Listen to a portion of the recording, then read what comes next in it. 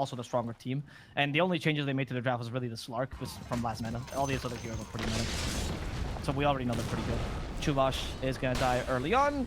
He's just going to be surrounded, and they're going to give it to the Slark. All right. Nightfall didn't go for the Essence Ship. No, he So didn't. he's not going to get the extra utility. Do give me a moment here. I have to relaunch the game. Apologies about this, guys. We'll be... You know, first game has to happen at least once, you know. It's part of the ritual. Part of the rituals here. But we should be good to go here on this relaunch. What kind of game would we be? Caught the first blood, though. Caught the first blood, which for me sometimes... More than usual. Yes, exactly. So we're good to go on that front, and hopefully no more spectator glitches from here on out. Yep. Please. All right. There we go. I'm good to go. One thing I'll say is that I always mention how Creepwave likes to make games interesting, and this is definitely the draft that makes games interesting. I like their philosophy a lot. I don't know if I'm entirely sold on the Morphling mid. It depends on how you play it, because obviously it's a tempo draft, so Morphling kind of has to out-tempo. I think it's possible because you are playing very similar to how you would play a TA Lifestealer matchup, where you have dual cores, 2 win conditions relatively clearly, with a really strong space creator early. Theoretically, this is a good idea. But you're fighting against a Virtus.pro that has 2 good space creators in Leshrac and Tide, and I would say, much more solid carry in the Slark. So we'll see how that works out. They also guessed Timbersaw lane well here by Virtus.pro. Well, Red, yeah, they have got some respect for now the 16-year-old offlaner for Creepwave. Used to be 15, was one of my favorite personalities in the scene, and still kind of is, as we can see. You know it's the real Amar if he has himself that Divine Rapier queued up in the sticky buy. Yep. And Crystallis also has the Boots of Travel. Yep. The only team that has decided to play around with that to make sure that they will never be accused of smurfing or changing their players or anything like that. We know these guys aren't imposters. They're the real deal. It's something I've just always noticed. There we go. Nightfall now getting a little bit more aggressive with that Essence shift on over to Amar. His lane is going to be a bit more difficult, although Chuvash really looking to apply the pressure onto save. Level 1 Thunderstrike really darn good, but the Lion with the Earth Spike always threatening to return for the kill. So you have to be a little bit careful here in the trades. I mean, I think the lane of Timbersaw Slark is a tough lane, but it's not... Timbersaw will get something out of this lane. We've seen Timbersaw deal with bad lanes before, like the Luna lane. It's just that Nightfall will get good farm early. I'm assuming... I mean, he's going for the Echo Sphere build right now. I'm wondering if he's going to consider going for the Mage Slayer that a lot of people have been raving about. I don't think this game, it seems too valuable, to be honest. Unless you're... Except for the Timbersaw, maybe. Yeah, I mean, it depends, right? If it's a shotgun morph, the thing is you need to hit him first, right? If he's the one jumping you. Yeah, Slark is, I mean, his entire kit is made, jump me first, as there they go into Chuvash, top lane. Amar keeping them at bay, as there's going to be the kinetic field level 1 to try and keep Nightfall at bay. Proving successful thus far, as he is going to get that healing salve off and be able to retreat to safety. See that? That was the kinetic field improved cast point. That's actually why he got away. Look at Disruptor buffs already pulling through. This hero is genuinely strong. Please try playing it. I swear, Disruptor will not disappoint you. I'm also happy because we're going to get to see, hopefully, some more Eastern European Disruptors, which is, in my opinion, the best region for Disruptors. I used to watch solo Disruptor, like, day on day on day. I just used to watch his replays and follow him around and just watch what he would do and be amazed, honestly. He was the most impactful 5 I've seen in a long time. I agree. And speaking of speaking of some of the older VP players, right? Let's speak about this current VP iteration, right? These guys actually undefeated in Season 1, Season 2 of ESL events, right? And we were talking about this before, and you brought up some parallels to this older VP iteration that you're talking about. Who was also undefeated in the older ESL events. Yeah. Something about ESL. I mean, it's interesting because I think a lot of the Eastern European teams, they just pick one tournament. I don't know if you knew that Na'Vi, for example, with Star Ladder, they used to be the kings of Star Ladder and used to lose like 0 Star Ladder. And they would lose everything else, but like when it was Star Ladder time, they would win that game. Of course, it was Modo Serio for them. Yeah, exactly. I don't know if it's something that you pick one tournament, like you got to pick one a year, and they have to sacrifice their child for that or something. That's the one pack they get. I don't know.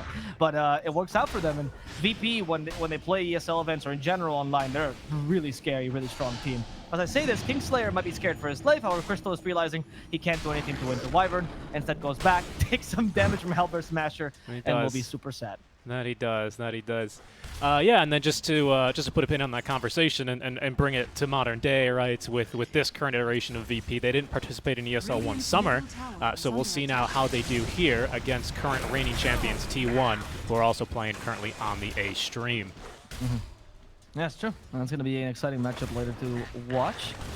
But for now, I think Creepwave is just the start, right? Creepwave is really looking to prove themselves, so a win here means a lot to them. Good start. For VP, it's just about getting a good start in this tournament.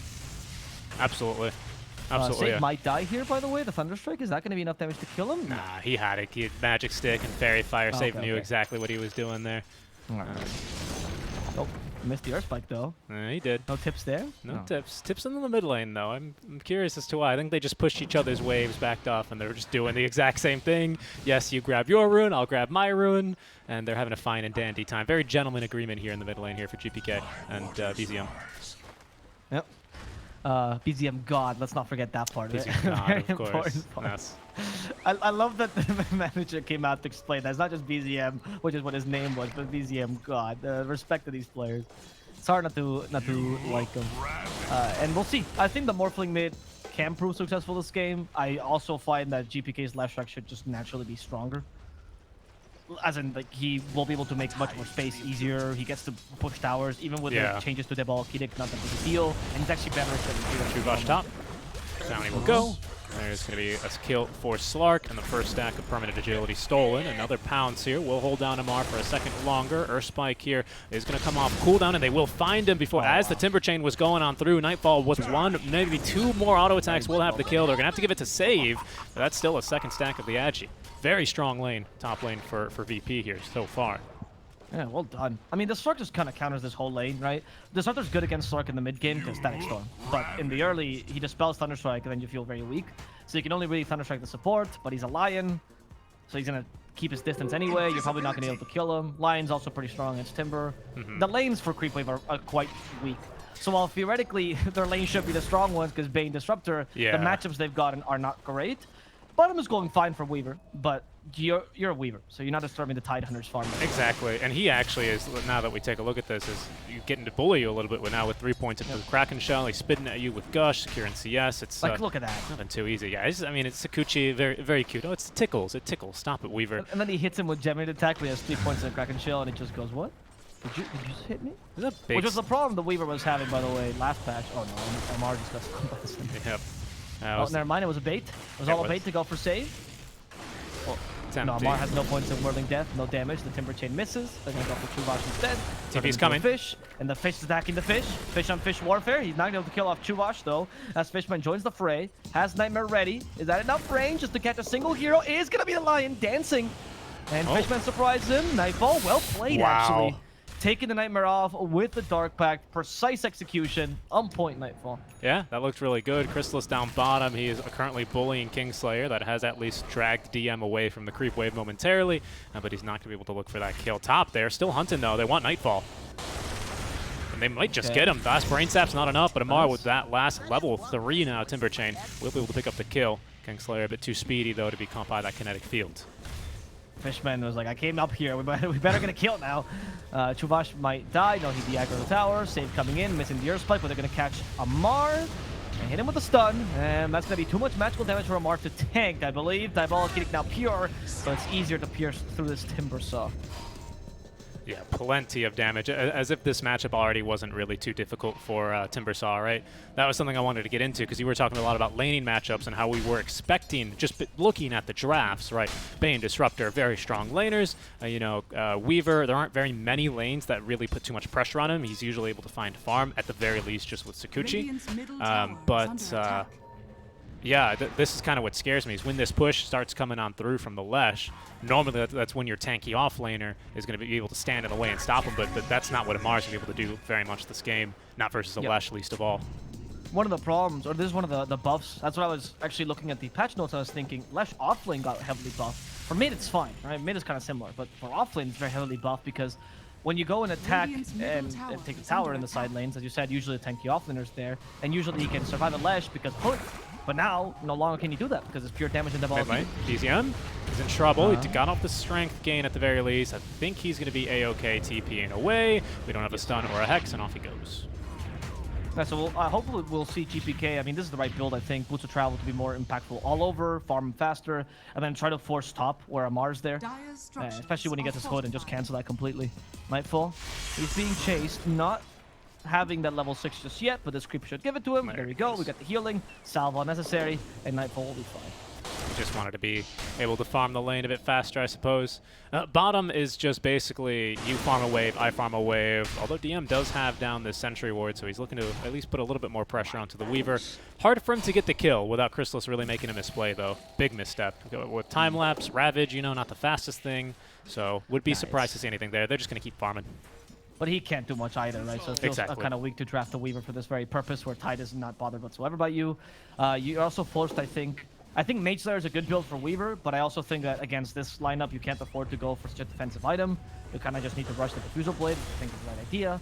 But my doubts about Weaver are starting to show. Like, I wasn't too wrong about this. The hero doesn't seem too great. We'll see what happens once he gets to level 20, which I think is his strongest point right now, with the Gemini attack damage, kind of a big deal. But I think that's still a long ways from now. Yeah, and this is, I mean, Amar knows, right? He's played maybe a couple hundred Timbersaw games, and a couple of those have to be versus Lesh. Lesh comes in to take his tower. He does not contest. He instead TP's bottom, and he's going to be looking for perhaps a kill now on DM, or just looking to push the wave. Nothing he could do there. Especially because of what I said, right? The change diabolic being pure. Now it's impossible. Like before, maybe if you're a good Timbersaw, you could contest. Now yeah, like if you just had a good lane, you had Hooded Defiance. Now it's what are you gonna do? It's pure. No. You just leave. I mean, obviously, you still mitigate the damage of Pulse Null, but the Diabolic Edict will just tear through. Which it didn't used to, by the way, because it was physical damage, so obviously your active armor will protect you against. Exactly. Yeah, it used to be just the Pulse. Kingslayer's level 6 already. They're going to look for a Winter's Curse, and they're going to find one actually onto BZM Gods. Good Static Storm to try and turn into the Ravage, though, from DM. Can they get one? They might even get both, and indeed they will, with GPK coming in with plenty of AoE damage. Amar now left behind the tower, misses the Timber Chain here, and, well, that is going to be him completely killed off. Save with the Finger of Death is going to complete 3 cores dead for Creepwave. I think that when VP play the way they know how to play, their team fight is just so beautiful to watch, and I think it's one of the best teams to watch in that regard. They're just so timely with their spells. Whoa. They're one of the best teams in rotation. Is this a kill down bottom? Oh, it might be. Well, I praised them. I mean, this is what I get. I sure enough praised them. that was not well thought out by GPK. No, it was This is what happens when you don't play against Bane for a while. Oh, True. And even Glimpse for a second kill. This is the power Disruptor and Bane. You get solo kills super easily. Kingslayer will delay this a bit. Save is nearby. They should still be able to kill Kingslayer, although definitely try. No mana for Thunderstrike. They hit the Splinter Blast. Crystal is chasing after. They have to get BZM to join, and that's going to be Kingslayer dying. Yeah, everyone there from Creepwave joining in for the kill. As they will be able to pick that one up pretty easily. Yeah, that's the thing with this lineup is there's really no running from this lineup, is there? Not with a Bane, not with a Disruptor, not against a Weaver. I mean, we're so, besides the supports, all our cores are incredibly mobile, which is why I was really surprised DM was able to get in there for a good Ravage. So well played to our Wyvern for being able to set up that little skirmish down bottom. But GPK going to go ahead and refocus up, and they're going to look for the tier 1 middle instead. That's where the rest of VP actually was when he was solo pushing bottom. I think he just got a little bit cheeky there, and yeah, forgot about the Fishman Bane threat. Yep. They feel quite confident here in Creepwave because they know there's no Ravage, but the domination by VP is already pretty strong, and Lesh makes it that you can't feel as confident, right? You think, oh, they'll have their big ultimate, you should probably be able to fight, but Lesh tears through my whole team. I guess we can't fight whatsoever. You have to Static Storm the Lesh immediately, and even if you do, if Pulse Nova is still activated, especially if he's already activated Edict, you might as well not even join him. There's our couple of new items. I think we saw a pig pull earlier, if I'm not mistaken. I'm curious as to see who's got that one. Tumbler's Toy picked up now. Tumbler's Toy is just the worst version of Faded Broach, but Pig's Pull is really good. What's going on here? Static Storm. Okay, they caught the start. The Lion actually is the target because Save seems like an easier target here. Nightfall will be able to Shadow Dance TP. Save will not be so lucky, and he'll give his life. Crystal is even joining in. So, while the Weaver might not be my favorite pick, I will say that Crystal is playing this match really well in that sense, because he's understanding that he needs to participate in kills. He needs to be the active carry that Stark can't really be, and he needs to be able to match his farm by getting more kills. The Stark will naturally farm faster than you just because of Dark Pact. So well played by Crystal there. Yeah, indeed. And now he almost has this full diffusal blade up like you're talking about, right? His first big item.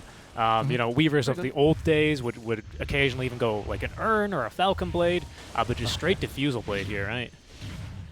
Yeah, I mean, I think it just any other item delays your farm too much, especially when you're fighting against fast teams like this. It's like Ursa, right? Ursa no longer will go drums or anything. They're fighting here, catching BCM.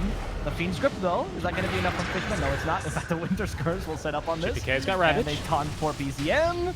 They do still have Ravage, but not going to use it. Instead, going for Fishman first. Fishman will die in the backlines, and I'm going to save BZM thanks to the kinetic field. Crystal is joining back in, but realizing he does Jack Diddley squad against the Tide, so he's going to let him go. Yeah, it's going to have to be Amar here. He's for the Tide Hunters. It's a cute little thing of like rock, paper, scissors, isn't there?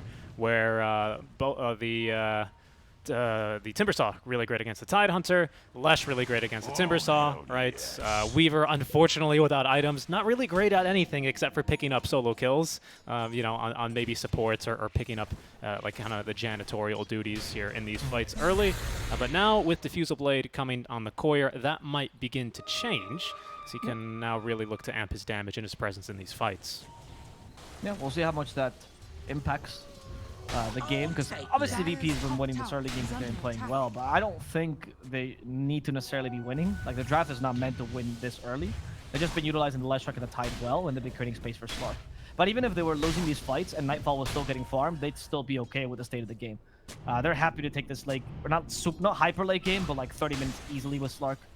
Not too flustered by it. They have really good team fight as well, which is something that I think Creepwave might be lacking. Yeah, yeah. Yeah, all of our like kind of lockdown as well is pretty high commitment. Outside of kinetic field, I would say. Everything else is like a Fiend's Grip or a Static Storm, as there they go on the Chuvash Finger of Death just to make sure they pick up that one for free. Amar at least trying to trade away support for support as he jumps on the save, who's now out of mana. Chrysalis joining the fun as well. He's going to decide against going for the Slark. That kill is about impossible, and instead will turn, get stunned by the Lion, but eventually have a kill here for himself.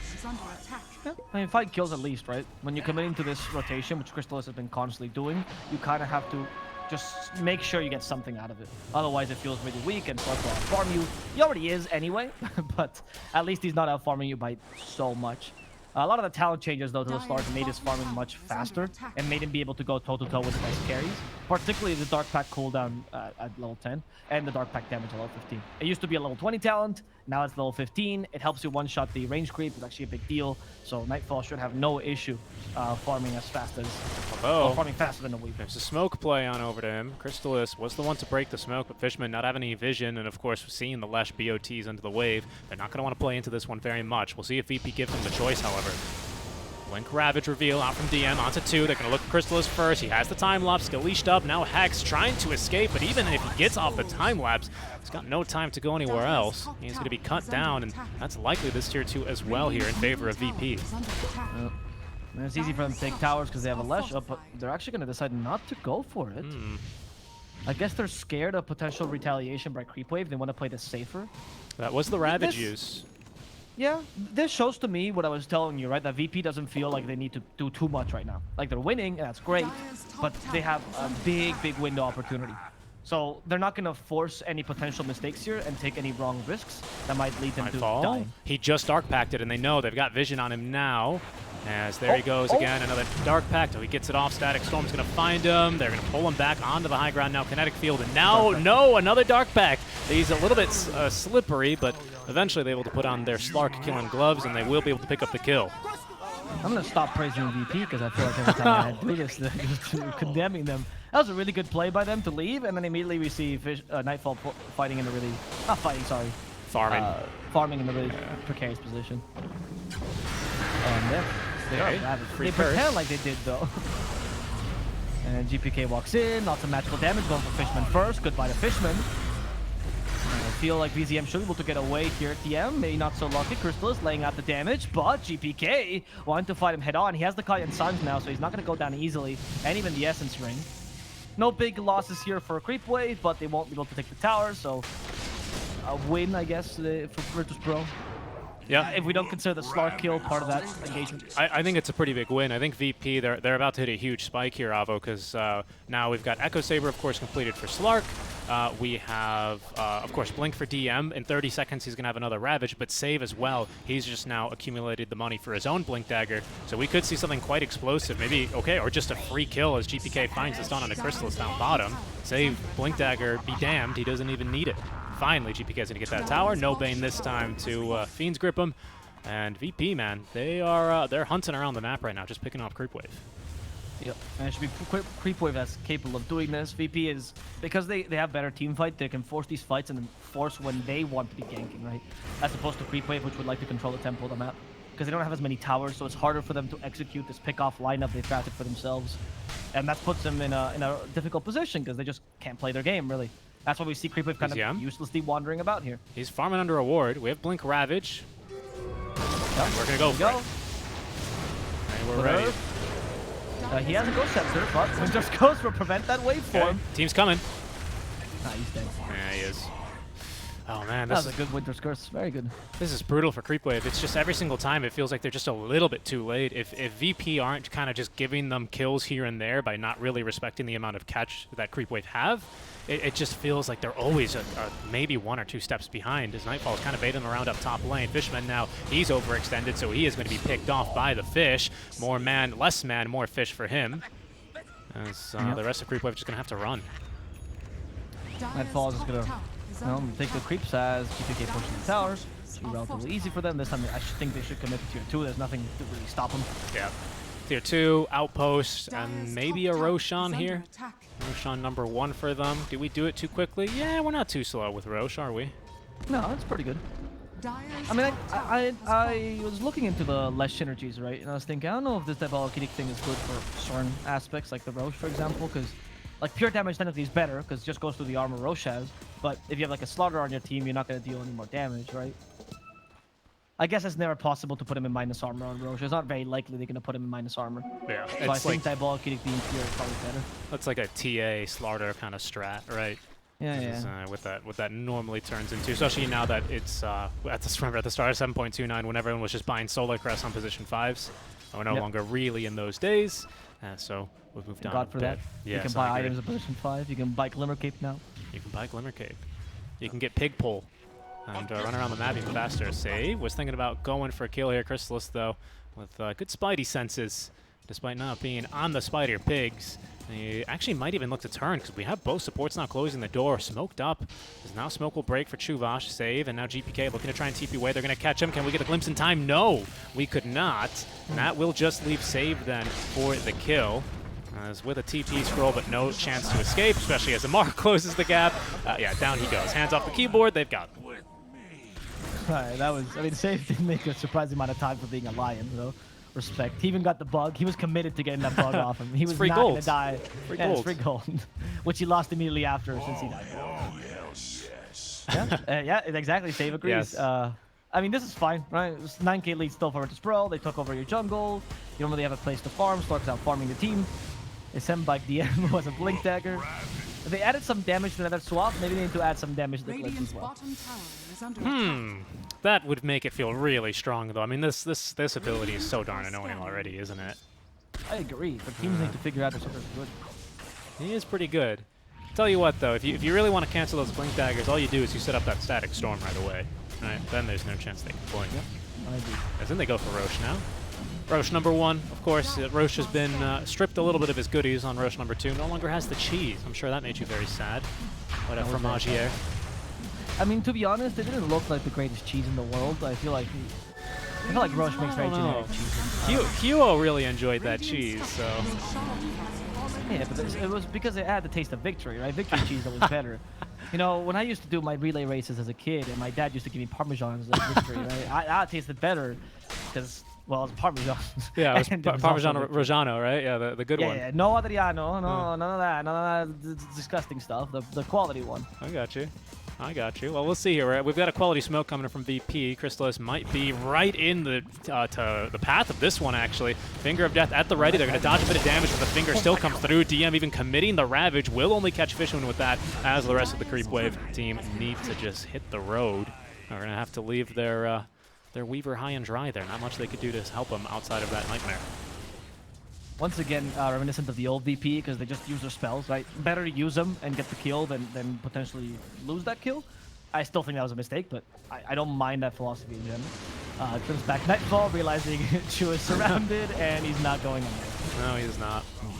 Yeah, And VP Nightfall comes back immediately as well somehow.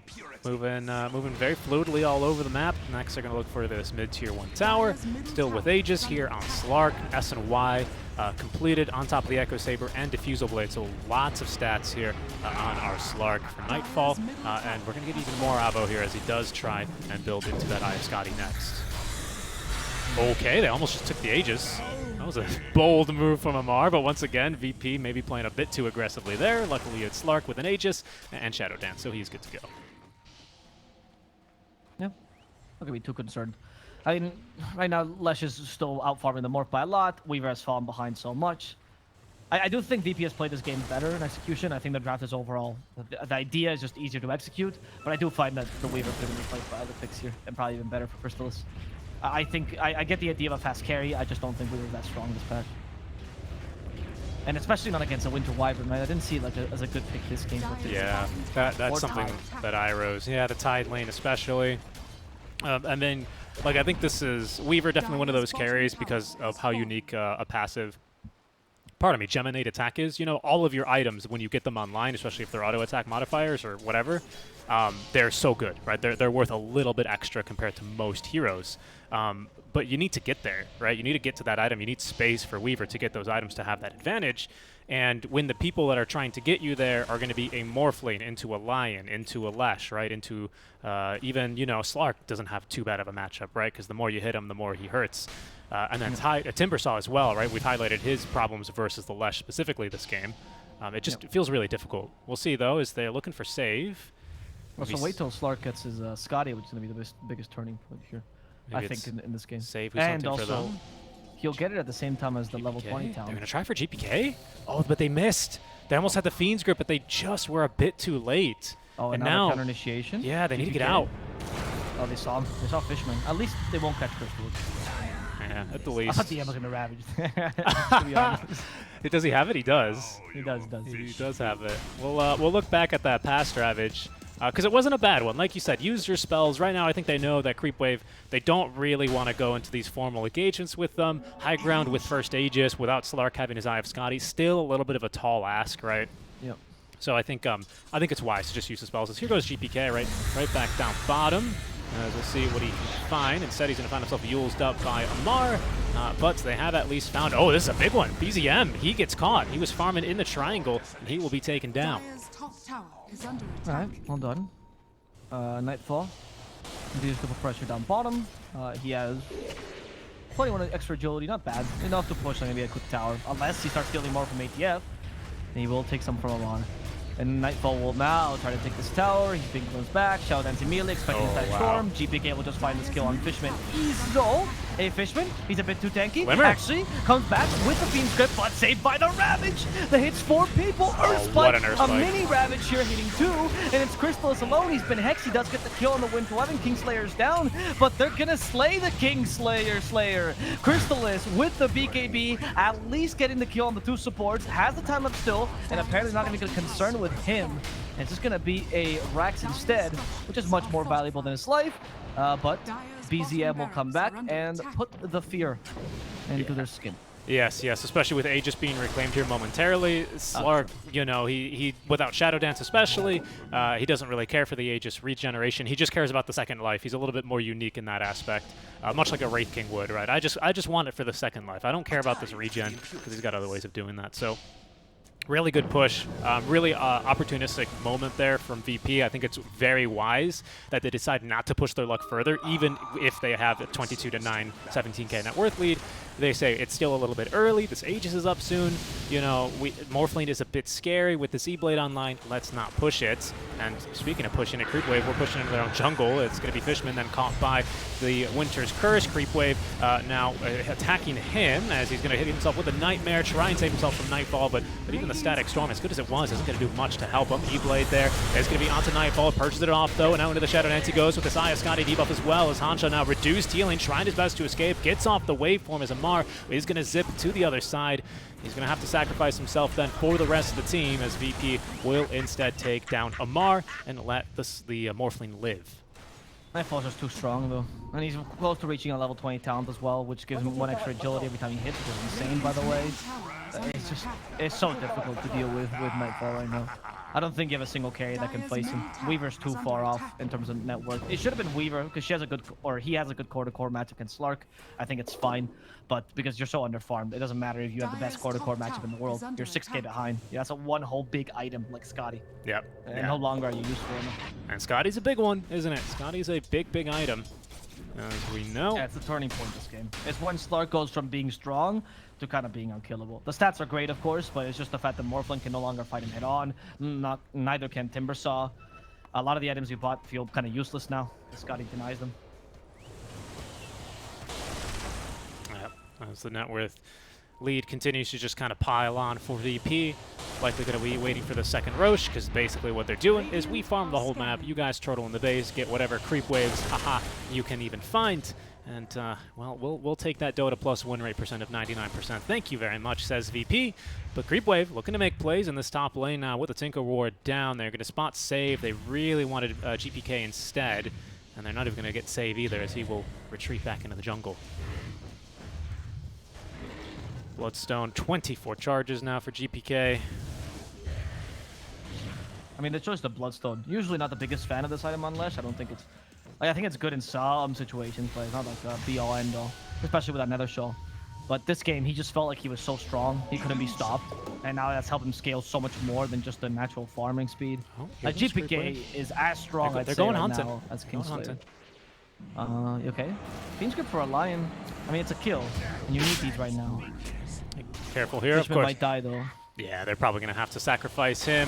Ooh, decent jukes. Okay, they still have vision for him, though. Yeah, he's not going anywhere. Nightmare only for a second. Down he goes. Just trying to buy, as much space and time as he can. And look where DM is. Completely alone. Chasing down Chubash, even blinking up to the high ground. That's Ravage. Not scared of Crystals whatsoever. The rest of his team's pretty far from him, though. He's going to let this Ravage go. He will connect it onto all 4 heroes still alive from Creepwave. That's going to buy enough time now for VP to bring in reinforcements. But DM almost dead already. As the Hex onto Hancha is not going to actually end up getting him killed. And DM will fall, feeds 700 gold to Amar in the meantime. Great curse, though. It's going to be onto Chrysalis. Do they have the damage to kill him off before the time lapse? No. Easily getting that one off. Supports are dead for Creepwave at the very least, but Chrysalis, he's going to be able to make it out. Amar, not as lucky, though. Caught by GPK at Nightfall, is going to still make it a 2 for 3 in favor of VP. So that's one of those plays where I thought, I don't know if it's genius or really bad, and it turned out to be pretty bad. But he did a pretty good job of like wasting time and make sure that VP could that howling time and go and try to save him. It wasn't the worst of trades. And now Slark has enough agility to also push towers, because he also has the talent, so he gets 4 agility per stack. It's insane. Which means 44 extra agility for free. Why not? Not bad. Not bad whatsoever. There's a Sheepstick on the Lesh. I was wondering if that was saves or GPKs. And now we know. Nightfall. Okay, back onto the high ground he goes. Wants to kill the Fishman. Won't be able to get it, though. Creepwave looking for the rest of the team. They know they can't kill Nightfall. Nightfall can kill them. And he's just going to go ahead and run away underneath the cover, then, of the Dark... Shadow Dance.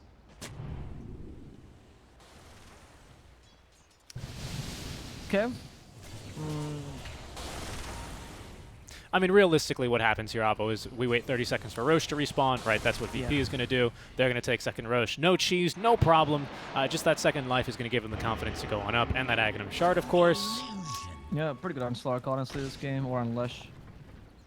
So Creepwave. Slark to avoid skills, Lesh if you want to try to push up high ground. I know, that's what a pace. Look at Kingslayer. Oh my god, can he Winter's Curse? Yeah, oh, will. There we go. And I think that's a kill on the Weaver. Oh my goodness. Static Storm, some help though, they need more damage. Earth Spike's here. Where's the damage? Finger of Death will be the damage. As GPK's forced effort versus slightly forward, Kingslayer finally joins the fray. They're going for Fishman first. That glimpse will bring back Kingslayer, but he already killed Fishman. Nightfall. Kingslayer does die in the high ground, unfortunately. Amar barely surviving. Now is going to be BZM who falls, and they're going to get a quick kill on him as he's stuck because he had to commit to the fight. Yeah, he did. This illusion from Slark as well. what is this? This is just an illusion room, isn't it? GG is called. Yeah, this one is a little bit untenable for the likes of Creepwave, as they will fall in a pretty short game number 1 here to VP. Again, I agree with you. I like the